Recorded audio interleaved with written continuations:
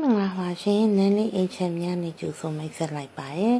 ကျမကရောက်ရှိမိတ်ဆက်ပေးမယ့်ဧကမြေလေးကတော့မန်းလေးတိုင်းတတဦးမြို့နယ်အိမ်မြင့်ဆယ်ရွာသွားတဲ့ကားလမ်းမမီတင်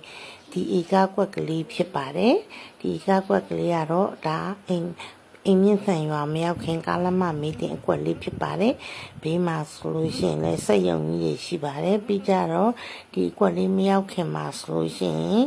ဧကတရားစီမံကိန်းရှိပါတယ်သူကတော့အဲ့စီမံကိန်းကကောက်ွင်းနေပါမယ်အရာစီမံကိန်းတွေလည်းပါမယ်အရန်ကိုတာယာပါတယ်ဒီနေရာလေးက view လေးလည်းအရန်လာပါတယ်စုပေါင်း9.6ခွန်ဧကရှိပါတယ်တဧကကို3,200ပါပုံစံခွန်ရာပေါက်ဖြစ်ပါတယ်လမ်းမမီတင်ဖြစ်တဲ့အတွက်စီးပွားရေးလုပ်လို့လုပ်ငန်းရှင်တွေအတွက်အရန်တင့်တော်တော့နေရာလေးတစ်ခုဖြစ်ပါတယ်အလားအလာလည်းကောင်းပါတယ်ဘေးမှာဆိုလို့ရှိရင်လည်းဒါစက်ရုံလေးတွေနဲ့ပြီးလို့ရှိရင်ဒီမှာဆိုရင်ဖြူပတ်လေဖြူလေးရလေအရန်ကိုလာပါပါတယ်ရှင်ဒါကတော့ဧကတရားစီမံကိန်းဖြစ်ပါတယ်သူကတော့ကောက်ကွင်းနေအရာစီမံကိန်းတွေရထားချက်ဖြစ်ပါတယ်ရှင်တဧကကို3,200ပုံစံခွန်ပါ